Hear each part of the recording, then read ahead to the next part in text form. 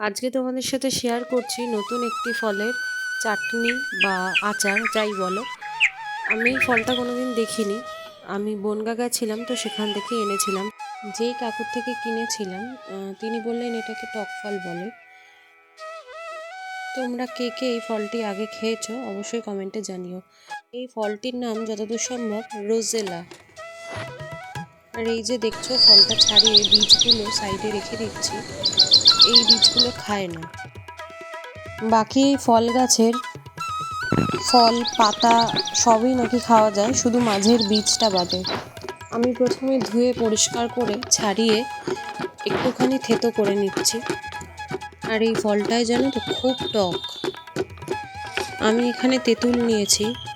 আমি টক খেতে খুবই পছন্দ করি, যারা পছন্দ করো না তারা তেঁতুল নাও দিতে পারো, কারণ ওই যে বললাম ফলটা এমনিই খুব টক।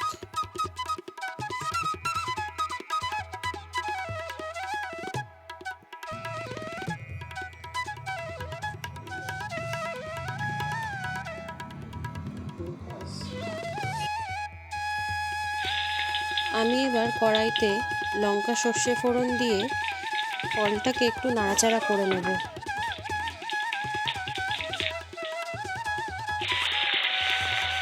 তারপর একে একে নুন, হলুদ, তেঁতুলের পাল্প দিয়ে দিচ্ছি।